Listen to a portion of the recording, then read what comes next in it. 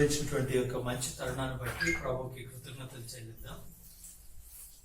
దేవుడు ఎంతో కనికరం చొప్పున, ప్రేమ చొప్పున ఆయన మన జీవితాల్లో పనిచేస్తున్నారు. మనందరికీ కూడా అనుభవపూర్వకంగా ప్రతిదినం కూడా ఆయన కృపని అనుభవిస్తున్నామని నమ్ముతున్నాను. ఈరోజు మరి దేవుడు ఇచ్చినటువంటి ఈ తరుణాన్ని బట్టి, ఈ యొక్క అవకాశాన్ని బట్టి నేను దేవుడికి ఎంతగానో కృతజ్ఞతలు చెల్లిస్తున్నాను. ఒక దేవుడు చాలా కాలం నుంచి నా మనసులో పెట్టినటువంటి ఒక ధ్యానాంశాన్ని మీతో పంచుకోవాలని ఆశపడుతున్నాను. మనం ధ్యానం చేద్దామని చెప్పి ఈరోజు ప్రేరేపించబడ్డాను. ఒకసారి చూద్దాం, చిన్న ప్రార్థన చేసుకుని వార్తను ధ్యానం చేద్దాం. లూకా సువార్త 4వ అధ్యాయం 43వ వచనం.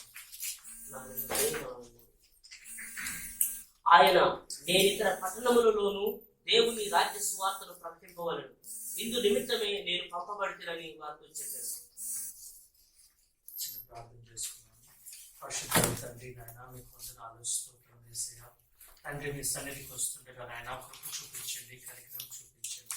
అవును నాయన, మీరు మమ్మల్ని ఎంతగానో ప్రేమించిన తండ్రి ఇదిగో కొనసాగిస్తున్నారు. మీ పక్షం ఉండటానికి మమ్మల్ని ఏర్పాటు చేసుకున్నందుకు మీకు వందల వేల కోట్ల కొలది కృతజ్ఞతలు, స్తోత్రం నాయన. అయ్యా, నాతో మాతో మాట్లాడమని వేడుకుంటున్నాం నాయన. అయ్యా, మీరు మాట్లాడితే మేము బ్రతుకుతాం తండ్రి. అయ్యా, మనుషుల మాట వ్యర్థం నాయన. అయ్యా, మీరు మాట్లాడమని వేడుకుంటున్నాం తండ్రి. అయ్యా, మీ పాదాల దగ్గరికి వస్తుండగా నా తండ్రి పరిశుద్ధాత్మ తండ్రి, అయ్యా మేము వినగలిగిన చెవిని, అర్థం చేసుకోగలిగిన హృదయాన్ని మాకు అనుగ్రహించమని వేడుకుంటున్నాం. సహాయం దయచేయమని వేడుకుంటూ ఘనత, మహిమ, ప్రభావం మీకు చెల్లిస్తూ యేసుక్రీస్తు పరిశుద్ధ నామములో అడిగి వేడుకుంటున్నాం తండ్రి. ఆమేన్. ఆమేన్. ఆమేన్. ఇది ఈ యొక్క కాంటెక్స్ట్ మనందరికీ తెలుసండి.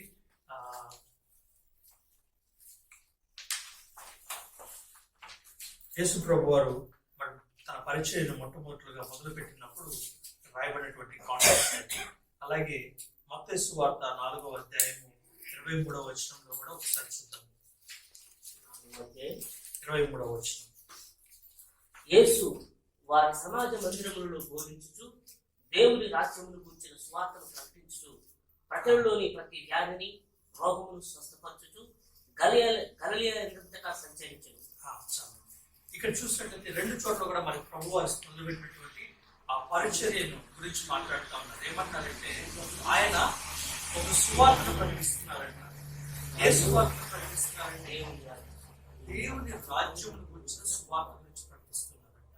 అయితే ఈరోజు మన యొక్క ధ్యానాంశం కూడా అదే, దేవుని రాజ్యం.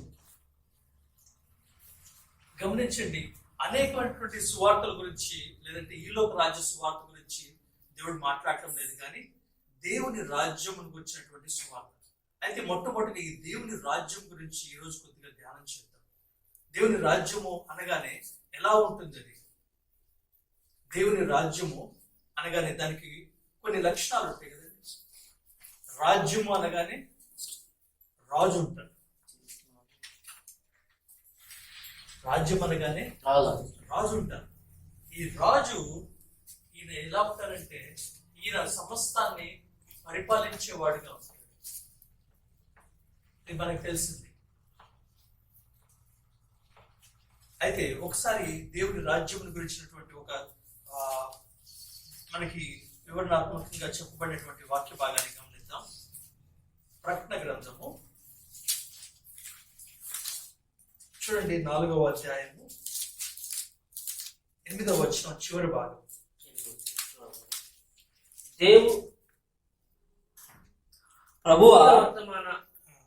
భూత వర్తమాన భవిష్యత్ కాలంలో ఉండు సర్వాధికారియు దేవుడు నాకు ప్రభు పరిశుద్ధుడు పరిశుద్ధుడు పరిశుద్ధుడు అని మానక రాత్రి మగులు చెబుతుంది.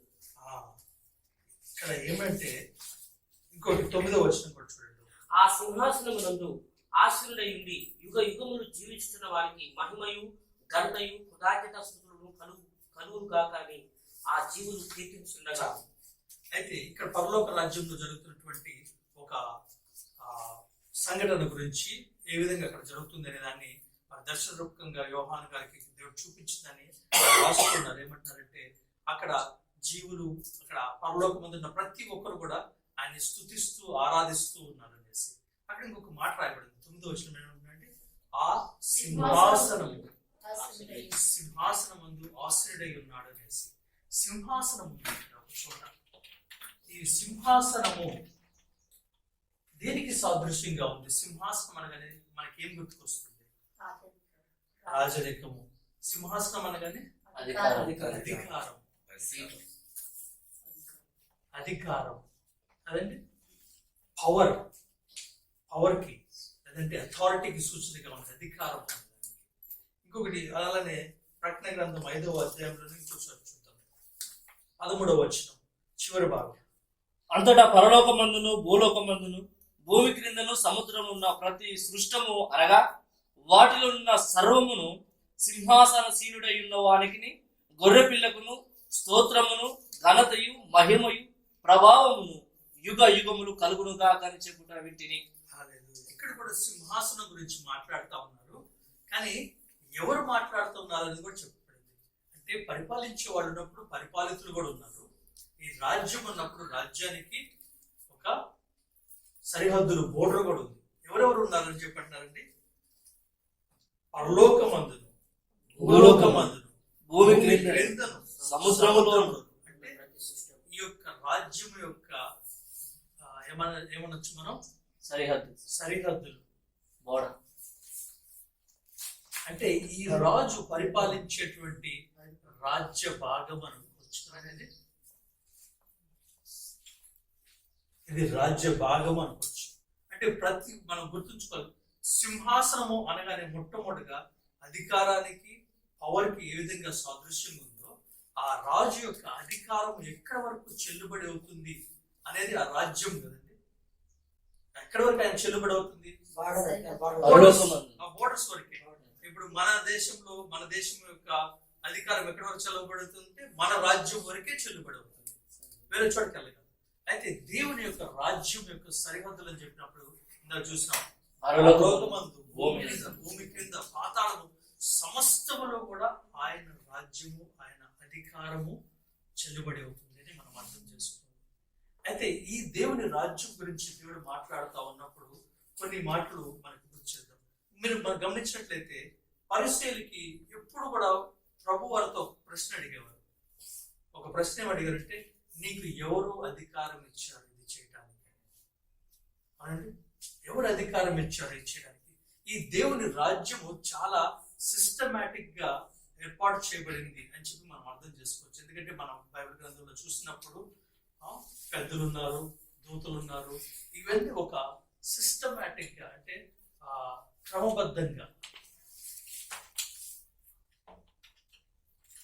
క్రమబద్ధంగా నిర్మించబడినటువంటి రాజ్యం. ఎందుకు క్రమబద్ధంగా అంటున్నామంటే, ప్రతి రాజ్యంలో కూడా కొన్ని నియమ నిబంధనలు ఉన్నాయి, ప్రిన్సిపల్స్ ఉన్నాయి, కొన్ని సూత్రాలు ఉన్నాయి, కొన్ని ప్రిన్సిపల్స్ ఉన్నాయి. అలాగే కొన్ని స్థానాలు కూడా ఉన్నాయి కదండి, కొన్ని స్థానాలు కూడా ఉన్నాయి.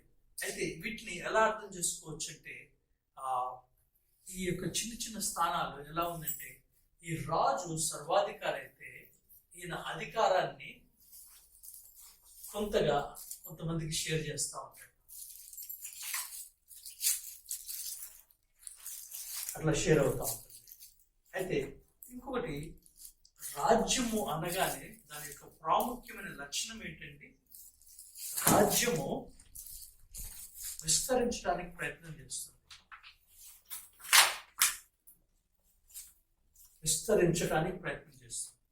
చూద్దాము ఒకసారి మత్తయి సువార్త 11వ అధ్యాయము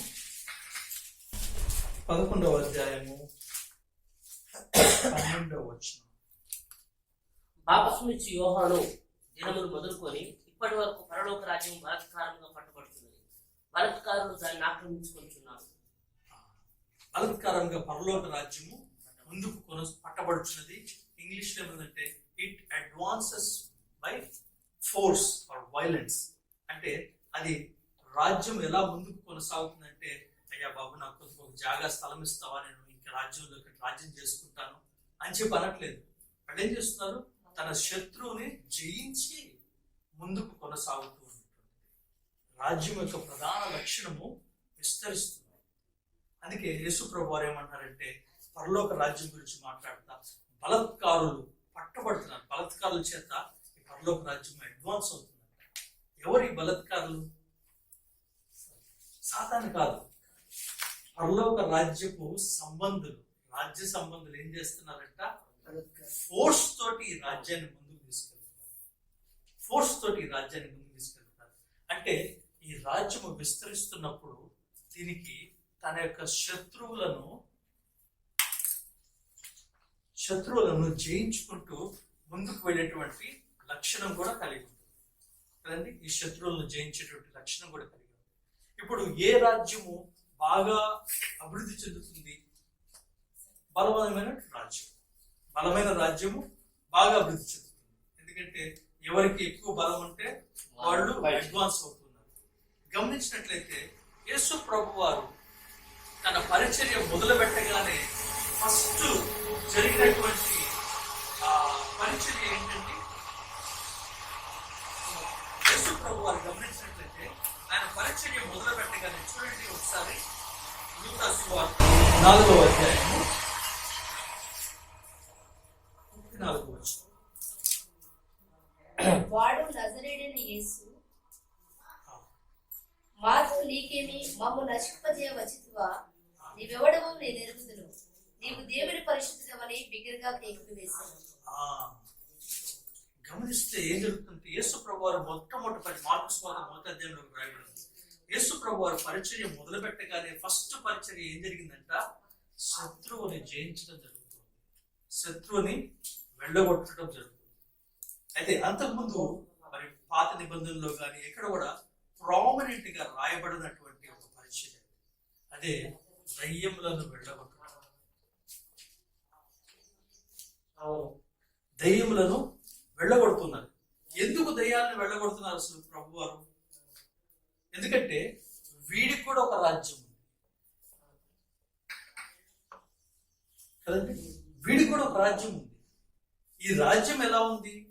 ఈ రాజ్యము పరలోక రాజ్యానికి కాపీ క్యాట్ లాగా ఉంది.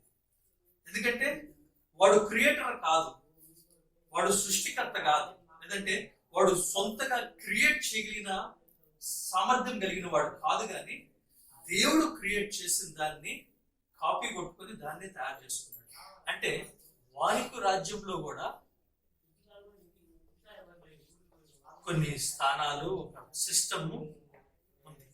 అయితే అందుకే ప్రభు వారు మొట్టమొదటిగా చెప్తుంది కూడా, యోహాను గారు బాప్తిస్మిచ్చి యోహాను వచ్చేటంటే పరలోక రాజ్యము సమీపించి ఉన్నది. పరలోక రాజ్యము సమీపించేసింది. దేవుడు రాజుగా వస్తున్నాడు. ఆయన వచ్చి ఏం చేయబోతున్నాడంటే ఈ యొక్క సాతాను యొక్క సామ్రాజ్యం నుంచి, ఆ రాజ్యంలో బందీలుగా ఉన్న వారిని విడిపించబోతున్నాడు. తన రాజ్యాన్ని ఇక్కడ స్థాపించబోతున్నాడు. అదే శిష్యులు అడిగారు, ప్రభువా ప్రార్థన చేయడం మాకు నేర్పించండి అన్నప్పుడు దేవుడు ఏమన్నారంటే, పరలోకమందున్న మా తండ్రి మీ నామం పూజింపబడును గాక, ఈ రాజ్యం వచ్చింది కాక. ఎందుకు ఈ రాజ్యం అనేది ఇంత ప్రాముఖ్యంగా దేవుడు మాట్లాడుతున్నారు?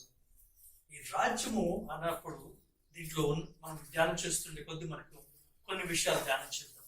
అయితే దయ్యములను వెళ్ళగొడుతున్నారు ప్రభు.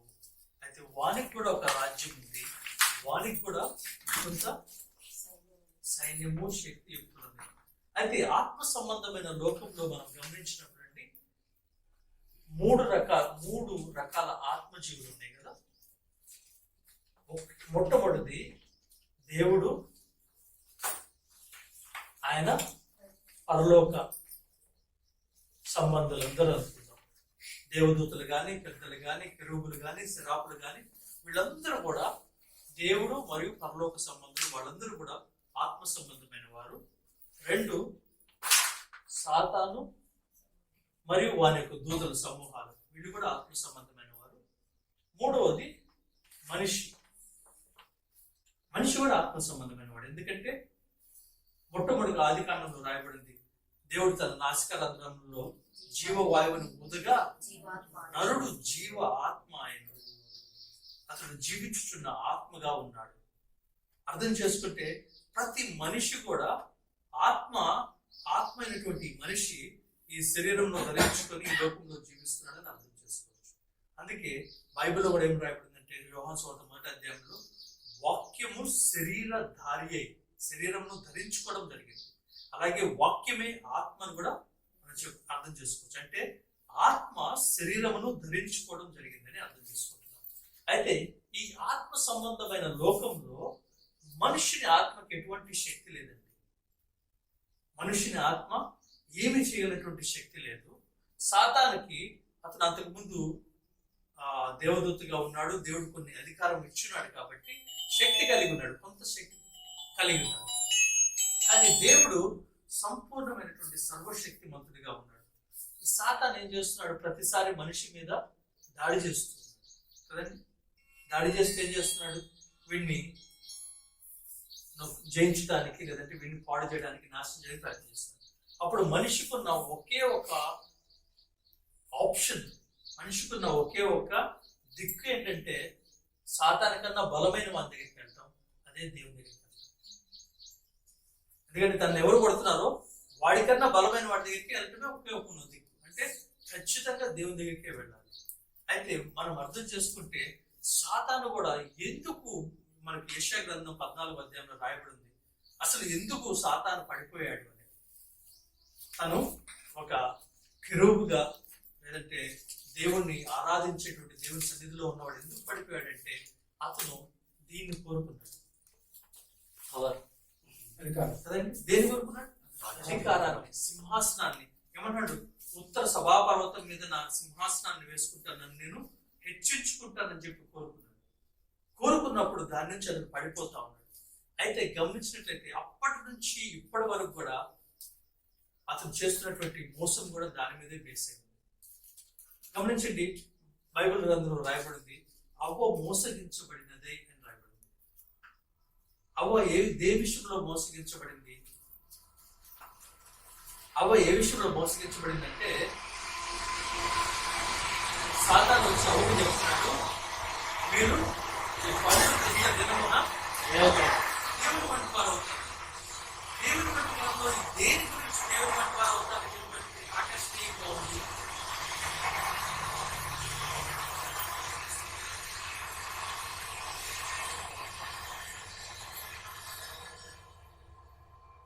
ఏది అవ్వకి ఆకర్షణీయంగా మోసుకోవడానికి ఉంది? దేవునిలో ఏ లక్షణాన్ని తను చూపించి మోసగిస్తున్నాడంటే తను ఏదైతే పొందాలనుకున్నాడో దాన్నే చూపించి అధికారాన్ని, దేవుని వంటి వారు అవుతారంటే అంతగా మీరు అధికారం చెలాయించేవారుగాను లేదంటే శక్తి కలిగిన వారుగాను ఉంటారు అని చెప్పి మోసగించి అవచేత పాపం చేస్తున్నారు. అయితే ఈరోజు మనము ఈ ఒక దేవుని రాజ్యం గురించినప్పుడు దీనికి కొన్ని నిబంధనలు ఉన్నాయి కదండి. లేదా ఒక రాజ్యాంగం అనుకుందాం. ప్రతి రాజ్యానికి కొన్ని నియమ నిబంధనలు ఉన్నాయి. కొంత శాస్త్ర రాజ్యాంగం లాగా ఉంది రాజ్యాంగం. ఈ రాజ్యాంగం ఎలా ఉంటుంది అనేది, ఎలాంటి వారు ఈ పరలోక రాజ్యంలోకి పాలిభాగస్తులు అవుతారనేది బైబిల్ గ్రంథంలో అనేక చోట్ల చెప్పబడింది. ప్రాముఖ్యంగా మత్తయి సువార్త 5వ అధ్యాయంలో కూడా మనం గమనించవచ్చు. దేవుడు చెప్తూ ఉన్నారు ఎలా ఉంటుంది అనేసి. అయితే చూడండి, ఒక లూకా సువార్త 7వ అధ్యాయము 8వ వచనం. నేను సహాధికారులకు లోబడిన వాడును, నా చేతి క్రిందను సైనికులు ఉన్నారు. నేను ఒకరిని పొమ్మంటే పోవును, ఒకరు రమ్మంటే వచ్చును. నా దాసుని చెయ్యమంటే చెయ్యనని నీతో చెప్పినట్టు ఆయనతో చెప్పిన వారిని పంపాను. అక్కడ మనకు తెలుసు ఈ కాంటెక్స్ట్ ఏంటంటే, ఒక శతాధిపతి ఉన్నాడు, ఆయన యొక్క దాసుడిని స్వస్థపరచమని చెప్పేసి అడుగుతూ ఉన్నాడు. యేసు ప్రభు వారు వస్తూ ఉండగానే తను ఒక మాట అంటాడు, అయ్యా నువ్వు మా ఇంట్లో రావడానికి నేను అర్హుని కాదు, నాకెందుకు కూడా నేను సహా అధికారం కలిగి ఉన్నవాడని చెప్పనట్లేదు. అధికారం కలిగి ఉన్నవాడని చెప్పాడు, అధికారం లోబడిన వాడిని అంటున్నాడు. ఎందుకంటే ఆయన నేను శతాధిపతిని అని చెప్పి నేను అన్నాడు, నాకు అధికారం ఉంది, నేను ఒకరిని రమ్మంటే వస్తాడు, ఒకరిని పొమ్మంటే పోతాడు అని చెప్పనట్లేదు. అది కదా చెప్పాల్సింది. నాకు అధికారం ఉంటే ఏం చేయాలి? ఒకటి రమ్మంటే వస్తాడు, ఒకటి పొమ్మంటే పోతాడు. కానీ అలా అసలు నేను కూడా అధికారమునకు లోబడిన వాడును కాబట్టి నేను ఒకటి రమ్మంటే వస్తాడు, పొమ్మంటే పోతాడు. అంటే అథారిటీ లేదంటే అధికారము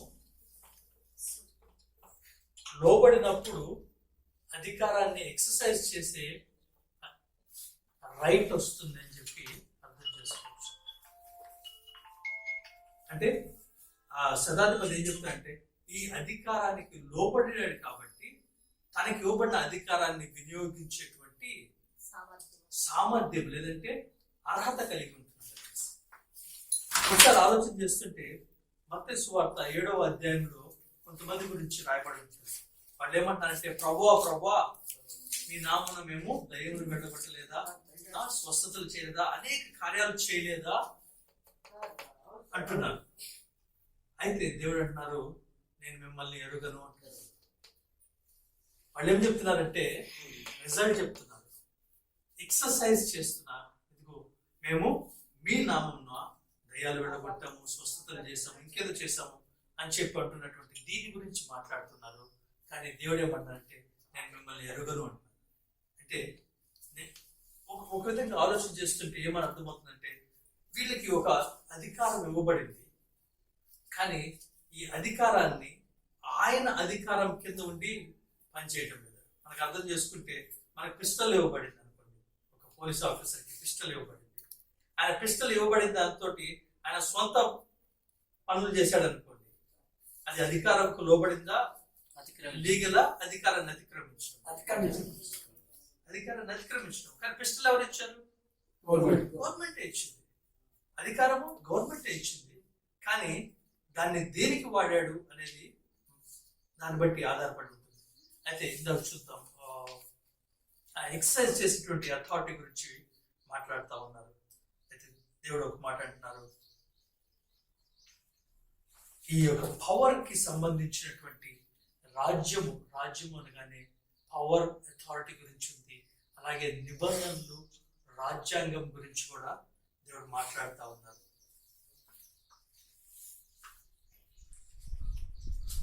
యేసు ప్రభు వారు గురించి యోహాను సువార్తలో రాయబడింది ఏంటంటే ఆయన తనను తానుగా చెప్పుకుంది, నేను ఈ లోకమునకు వెలుగై ఉన్నాను అని చెప్పి మాట్లాడుతున్నాను. ఈ లోకానికి వెలుగై ఉన్నాను. ఏం జరుగుతుందంటే ఈ గాఢాంధకారమైనటువంటి ఈ లోకంలోకి ఈ వెలుగు వస్తూ ఉంది. ఈ ఒక్క వెలుగు వచ్చి కొన్ని వెలుగుల్ని, చిన్న చిన్న వెలుగుల్ని తయారు చేస్తుంది. ఈ చిన్న వెలుగుల్ని ప్రకాశింప చేస్తుంది. దేవుడు అంటున్నారు మీరు లోకానికి వెలుగై ఉన్నారు అంటున్నారు. అర్థం చేసుకోవాల్సిందంటే యోహాను సువార్తలో ఒక మాట రాయబడింది ఏంటంటే చీకటి దాన్ని గ్రహింపకుండెను అని ఉంది. వెలుగు గురించి మాట్లాడితే చీకటి దాన్ని గ్రహింపకుండెను అని ఉంది. కానీ యాక్చువల్ మీనింగ్ లో చూసినట్లయితే ఇంకొక అర్థంలో ఏముందంటే చీకటి దాన్ని జయింపలేకపోయినా. ఇంగ్లీష్ లో కానీ హిందీలో కానీ చీకటి దాన్ని జయింపలేకపోయింది. ఇదంతా ఎందుకు మనం చెప్తున్నామంటే ఈ రాజ్యం యొక్క శక్తి గురించి మనం మాట్లాడుతాము. దేవుని రాజ్యము ఇంకొక రాజ్యంతో పోరాడుతున్నప్పుడు, సాతాను సంబంధమైన రాజ్యంతో పోరాడుతున్నప్పుడు, ఇది వెలుగు సంబంధమైన రాజ్యమైనప్పుడు, ఇది చీకటి సంబంధమైన రాజ్యంగా ఉన్నప్పుడు ఈ చీకటి వెలుగును జయింపలేకపోయాను. ఎన్నిసార్లు జయింపలేకపోయాను? ఎప్పటికీ జయింపలేకపోయాను, ఎప్పటికీ జయించలేకపోయాను, ఎప్పటికీ జయించలేదు. ఇది ఎంతో ఆదరణకరమైనటువంటి మాట. ఎందుకంటే ఏ పరిస్థితిలో కూడా సాతాను ఈ యొక్క రాజ్యము లేదంటే ఈ రాజ్య సంబంధాల మీద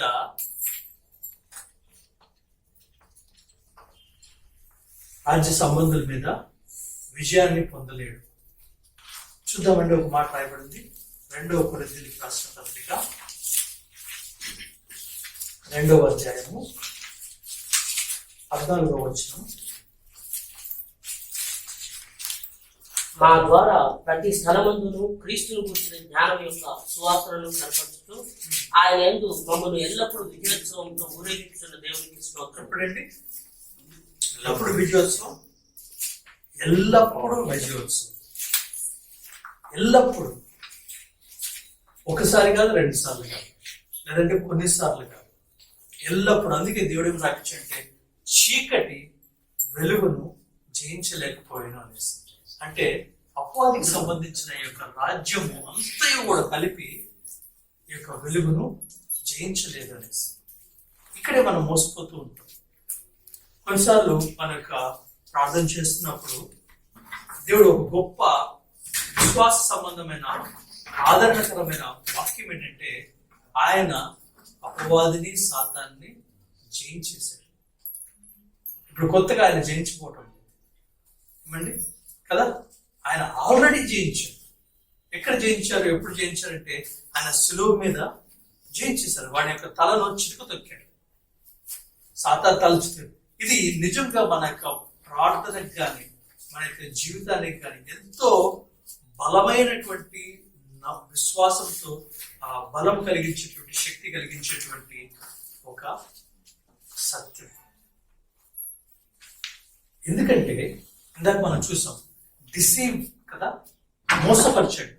ఏ విధంగా మోసపరిచాడంటే, ఒకసారి అవ్వని నీకు దేవునిలాగా అవుతావు అని చెప్పి ఒకసారి అంటున్నాడు. రెండోసారి బైబిల్ గ్రంథంలో మాట్లాడుతుంది. ఎందుకంటే వాడు కాపీ క్యాట్ అంటున్నాం. కాపీ క్యాట్ అంటే దాన్ని చూసి నకిలీ వాడు నిజమైనటువంటి. అందుకే మొదటి పేతురు 5వ అధ్యాయం అంటే వాడు సింహము వలె, గర్జించు సింహము వలె. సింహం వలె సింహం కాదు, సింహం వలె నకిలీ. అంటే ఈ విధంగా నేను చెప్తున్నా అంటే, నేను చాలా శక్తివంతుడిని, నేను జనాల యొక్క జీవితాలని లేదంటే వీటిని నాశనం చేయగలిగినటువంటి శక్తి గలవాడిని అని చెప్పి మభ్యపెడుతూ ఉంటాడు. కానీ ఈ రోజున మనం అర్థం చేసుకోవాల్సిన ఒక గొప్ప దేవుని యొక్క సత్యం ఏంటంటే, వాడు ఎప్పుడో ఓడించబడ్డాడు. కాబట్టి మన ప్రార్థనలో కూడా, ప్రభువా నువ్వు వాడిని ఓడించినందుకు స్తోత్రం అని చెప్తున్నాయి కదండి. వాడిని ఓడించినందుకు స్తోత్రం అంటున్నాం. అయితే ఇంకొకటి కూడా ఉంది చూడండి. ఈ రాజ్యము అన్నప్పుడు ఏముంటుందండి? రాజు ఉంటాడు, కొన్ని కోటలు కూడా ఉంటాయి, దుర్గములు సైతాలు ఉంటాయి కదండి. కోట ఉంది, దుర్గములు కూడా ఉన్నాయి. ఈ దుర్గం అంటే ఏంటి? ఈ దుర్గం అంటే ఎలా అర్థం చేసుకోవాలి? ఒక బలమైనటువంటి స్థావరము అని అర్థం చేసుకోవచ్చు. ఒక బలమైన స్థావరం. ఈ బలమైన స్థావరము ఒక్క రోజులో కట్టబడటం లేదు. మనం చూసినట్లయితే ఈ కోట కానీ లేదంటే దుర్గాలు కానీ ఈ ఒక్క రోజులో కట్టబడటం లేదు. ఎలా కట్టబడుతున్నాయి అంటే, కొన్ని సంవత్సరాలు ఈ సంవత్సరాలుగా ఎలా కట్టబడుతుంది అని మనం అర్థం చేసుకున్నప్పుడు, మన జీవితంలో తీసుకునేటువంటి చిన్న చిన్న కానీ పెద్ద కానీ నిర్ణయాలు లేదా మన జీవన విధానమే ఈ దుర్గాలకి ఇటుకలుగా మారుతా ఉంటాయి. హల్లెలూయా. ఇప్పుడు అపవాది యొక్క దుర్గములు కూడా బైబిల్లో రాయబడింది. అపవాది యొక్క దుర్గములు ఎందుకంటే చూడండి, 2వ కొరింథీయులకు రాసిన పత్రిక 10వ అధ్యాయము 4వ వచనం. మేము శరీరదారులమై నడుచుకొనుచున్నను, మా యుద్ధోపకరణములు శరీర సంబంధమైనవి కావు గాని దేవుని ఎదుట దుర్గములను పడద్రోయ జారినంత దుర్గములను పడద్రోయ జారినంత బలము కలిగినవి అని చెప్పి మాట్లాడుతున్నారు. అంటే దేవుని యొక్క దుర్గముల గురించి మనం ధ్యానం చేద్దాం. ఇక్కడ దుర్గములు కూడా ఉన్నాయి. ఈ దుర్గములు కూడా పడద్రోయ జారినవి. అంటే ఒక సత్యం ఏంటంటే, అవి ఎవరు ఓడించలేనటువంటివి కాదు, పడద్రోయగలిగినవి మాత్రమే అని చెప్పి దేవుడు మాట్లాడుతున్నారు. అయితే ఈ యొక్క యుద్ధోపకరణములు శరీర సంబంధమైనవి కావు అంటున్నారు. శరీర సంబంధమైనవి కావు అని ఎందుకు అంటున్నారు అంటే, మనం అర్థం చేసుకున్నట్లయితే శరీర సంబంధమైన యుద్ధోపకరణాలు ఉండవచ్చు కదా, అవి కాదు అంటే ఉన్నాయని అర్థం కదా. ఇది కాదు, శరీర సంబంధమైన యుద్ధోపకరణములు కావు అంటే శరీర సంబంధమైన యుద్ధోపకరణములు కూడా ఉన్నాయి. ఏంటి ఆ యుద్ధోపకరణాలు? ఆ యుద్ధోపకరణాలు ఏంటంటే, మనం అర్థం చేసుకుంటే, మానవుడి నిర్మించినటువంటి పద్ధతులు కానీ, వాని యొక్క మానవుని నిర్మితమైనటువంటి కల్పించిన పద్ధతులు కానీ, మెథడ్స్ కానీ, వేస్ కానీ, మానవ జ్ఞానం కానీ, ఇవన్నిటి ద్వారా మనము ఈ యొక్క యుద్ధం చేయాలని కొన్నిసార్లు ప్రయత్నం చేస్తుంటాం. ఉదాహరణకి ఆలోచన చేసినప్పుడు దేవుడు ఒక మాట అంటున్నారు పరిచయాలతో, మీరు కల్పించిన పద్ధతులు మానవ సంబంధించిన పద్ధతులు అని చెప్పంటారు. ఈ వాళ్ళు ఎందుకు ప్రభు వారు అన్నారు మానవ సంబంధించిన పద్ధతులని? వాళ్ళు దాన్ని యూజ్ చేసుకొని ఏం చేస్తున్నారంటే ఒక ఆచారాన్ని తయారు చేస్తూ ఉన్నారు, లేదంటే యూదులందరినీ కూడా ఒక ఘాటన కట్టడానికి ప్రయత్నం చేస్తూ ఉన్నారు. శరీర సంబంధమైనవి అంటే మానవ జ్ఞానానికి కానీ లేదంటే మానవుని యొక్క మెదడులోంచి పుట్టినటువంటి యుద్ధోపకరణాలను అర్థం చేసుకోవచ్చు. ఒక చిన్న ఎగ్జాంపుల్ చెప్తాను. నేను కొన్నిసారి ఒక మాట చెప్తున్నాను, మరి గుర్తులేదు. ఒక పాస్టర్ గారు ఉన్నారు. ఆ పాస్టర్ గారు ప్రతిసారి ప్రార్థన చేస్తున్నారు, వాళ్ళ సంఘం మంచిగా నడుస్తుంది, నాతో అన్నారు చాలా బాగా జరుగుతుంది ప్రార్థన అని చెప్పన్నారు. సరే అండి, చాలా దేవునికి సంతోషం అని చెప్పాను. మేము రోజు ప్రార్థన జరిగే ముందు 200 మంది ప్రార్థన చేస్తాము సేవ గురించి, లేదంటే ఆ రోజు యొక్క ఆరాధన గురించి 200 మంది కలిసి ప్రార్థన చేస్తాము అని చెప్పాను. చాలా సంతోషం అండి. ప్రతిరోజు కూడా 200 మంది కలిసి ప్రార్థన చేస్తున్నాము. ప్రతి ఆదివారం కూడా 200 మంది కలిసి ప్రార్థన చేస్తున్నాము. చాలా సంతోషం అండి.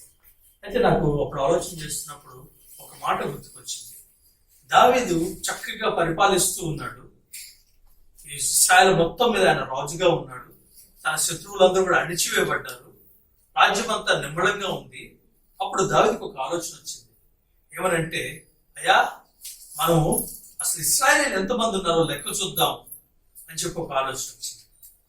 ఆలోచన వస్తే యోవాబు అన్నాడు, వద్దు నాయన, దేవుడు ఇచ్చారు కదా, వద్దు, చేయొద్దంటే కాదు చేయాల్సిందని. దాన్ని ఎందుకు దేవుడు అంత తీవ్రంగా ఎంచుకున్నారు అని ఆలోచన చేసినప్పుడు ఏమంటుంటే, దావీదు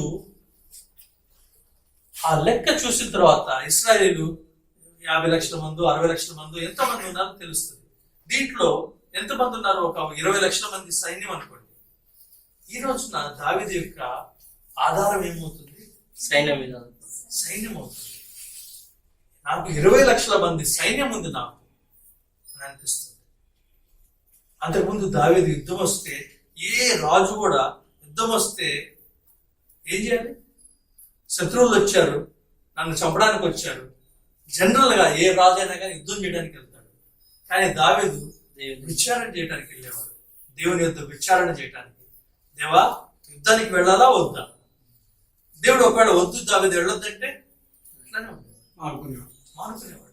సిక్లగులో మొత్తాన్ని ఊడ్చుకుపోయారు వచ్చి అమాలేకులు.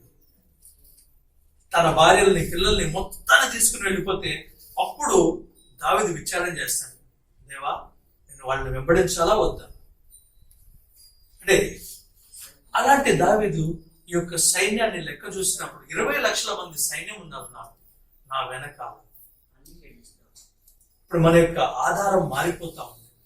అదేవిధంగా ఈ శరీర సంబంధమైనటువంటి యుద్ధోపకరణాలు కూడా మానవుని యొక్క జ్ఞానం చేత, మానవుడు కల్పించినటువంటి పద్ధతుల చేత, కొంతమంది మీకు అందరికీ తెలుసు, మీరు అందరూ కూడా చూస్తూ ఉన్నారు, చుట్టుపక్కల కూడా అనేక రకాలైనటువంటి కొన్ని నమ్మకాలు పుట్టుకొచ్చినాయి.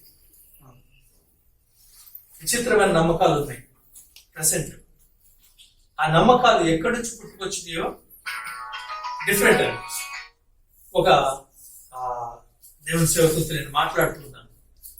అయితే ఆయన ఏమన్నారంటే, సరే అండి ఎట్లా చేస్తారంటే, నువ్వు ప్రతి శుక్రవారము శుభ్రంగా తలస్నానం చేసి తెల్ల దుప్పటి వేసుకొని తెల్ల బట్టలు వేసుకొని ఉపవాసం ఉండి ప్రార్థన చేయి, దేవుడు నిన్ను ఆలకిస్తాడు. అవునా? లేకపోతే ఆలకించను. ఇక్కడ దీంట్లో మిక్స్ అయినటువంటి మోసాన్ని గమనిద్దాం. ఉపవాసం ఉండి ప్రార్థన చేస్తే దేవుడు ఖచ్చితంగా ఆలకిస్తాడు.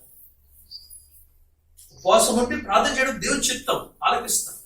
కానీ తెల్ల దుప్పటి ఎక్కడి నుంచి వచ్చింది? తెల్ల బట్టలు ఎక్కడి నుంచి వచ్చినాయి? అంటే మన వంతు మనం ఏదో ప్రయత్నం చేస్తున్నాం. అంటే దేవుడికి